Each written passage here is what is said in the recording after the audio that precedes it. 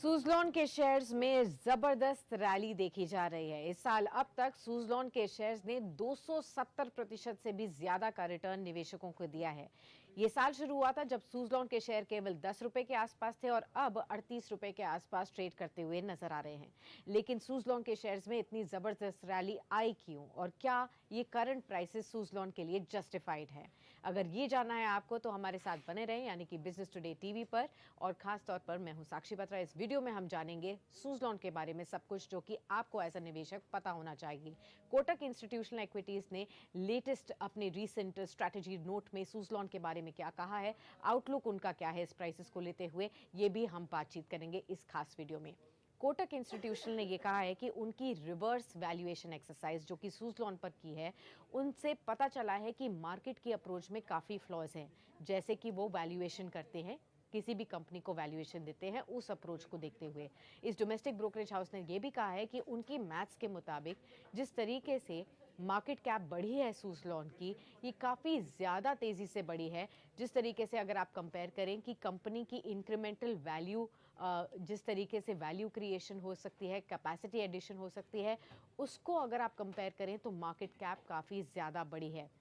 In fact अगले कुछ साल में जितनी पोटेंशियल अपॉर्चुनिटी है इस तरीके की कंपनी के पास, बेस्ट केस सिनेरियो में भी उससे भी अगर कंपेयर किया जाए तो काफ़ी तेज़ी से मार्केट कैप बढ़ती हुई दिखी है। कोटक का ये भी मानना है कि इस तरीके की कंपनियां जो कि इलेक्ट्रिसिटी जनरेशन इक्विपमेंट सप्लायर्स हैं, जैसे कि सुज़लोन, इनके प्राइसेस में ज़बरदस्त तेज़ी डेफिनेटली आई है और वो एक एंटिसिपेशन के ऊपर आई है कि आगे जाते हुए एनर्जी की डिमांड को देखते हुए काफ़ी ज़्यादा जनरेशन कैपेसिटी ऐड हो सकती है, जिसकी वजह से कंपनियों को फ़ायदा हो सकता है।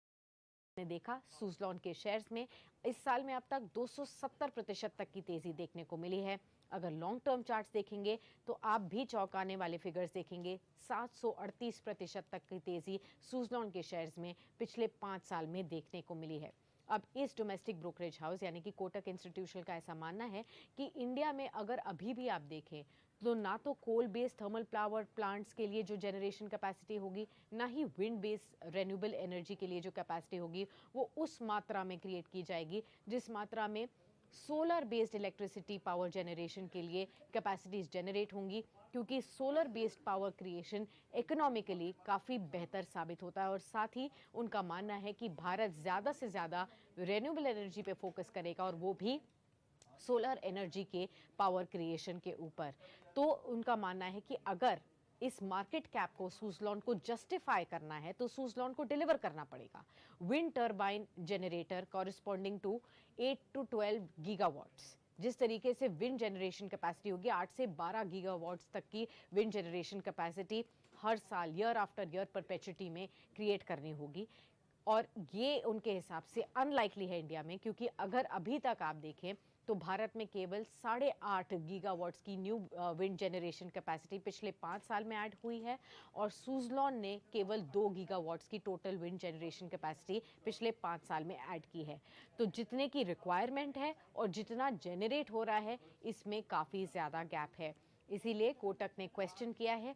स्टॉक मार्केट्स की प्रोपेंसिटी को देखते हुए कि किस कंपनियों को हाई मल्टीपल्स के तौर पर ट्रेड किया जाता है, और ख़ास तौर पर जहां पर लिमिटेड अपॉर्चुनिटी हो अर्निंग्स को देखते हुए, उस केस में भी उन्होंने कुछ सवाल उठाए हैं। हालांकि उनका मानना है कि इलेक्ट्रिफिकेशन जो एक थीम है, ये डेफिनेटली फ्लेवर में है और एक अच्छा एग्जाम्पल है कि एक तरफ थीम तो आगे बढ़ रही है और इसका अपॉर्चुनिटी भी काफ़ी ज़्यादा है, लेकिन जितने की डिमांड है, जितनी की रिक्वायरमेंट है और जितनी कैपेसिटीज़ अभी क्रिएट कर रही हैं, क्या उस हिसाब से इस तरीके की मार्केट कैप या मल्टीपल्स को जस्टिफाई करना वाजिब है या नहीं है, ये उनका मानना है। खास तौर पर कोटक ने यह भी कहा है कि मार्केट की एक्सेसिव फोकस है नियर टर्म अर्निंग्स पर। तो अगर हाल फिलहाल की अर्निंग्स अच्छी आई,